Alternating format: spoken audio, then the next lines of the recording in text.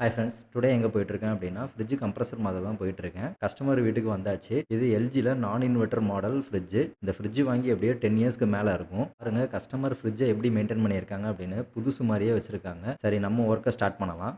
First கம்ப்ரஸரை unbox பண்ணிக்கலாம். Compressor எதுவும் டேமேஜாக வந்திருக்கான்னு செக் பண்ணிவிட்டு கம்ப்ரஸரை ஒரு வாட்டி வெளியே வச்சு செக் பண்ணுறேன். பம்பிங்லாம் சூப்பராக இருக்குது. இனி புது கம்ப்ரஸரை ஃப்ரிட்ஜில் வச்சு அசம்பிள் பண்ண வேண்டியதான் வேலை.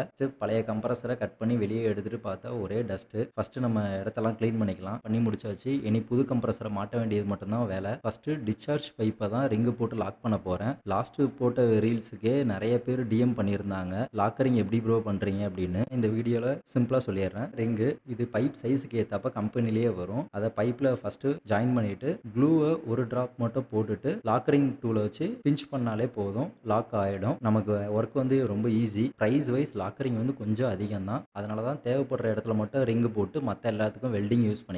எல்லா பைப்புமே ஜாயின் பண்ணி முடிச்ச உடனே எல்லா பைப்புமே ஜாயின் பண்ணிட்டு கேஸ் ஏற்ற ஸ்டார்ட் பண்ணிட்டேன். இந்த மாடலுக்கு R134A கேஸ் குவான்டிட்டி எவ்வளோ அப்படின்னா 115 கிராம் ஏற்றணும். வெயிட் ஸ்கேலில் 0 பண்ணிட்டு வெயிட்டை போட்டு கரெக்டாக 115 கிராம் ஏற்றிட்டு கஸ்டமர் பிளேஸில் 30 செல்சியஸ் இருக்குது. டெம்பரேச்சர் மீட்டர் போட்டு 20 நிமிஷத்துக்குள்ளேயே பாருங்கள் 7 செல்சியஸ் ரீச் ஆயிடுச்சு. 2 ஹவர்ஸ் ரன் ஆச்சு அப்படின்னா -24 வரையும் ரீச் ஆகும். கஸ்டமர் கிட்ட எக்ஸ்பிளைன் பண்ணிட்டு கிளம்பிட்டோம். இதுக்கும் வேறு ஏதாவது டவுட் இருந்ததுன்னா கீழே கமெண்ட் செக்ஷனில் கமெண்ட் பண்ணுங்கள்.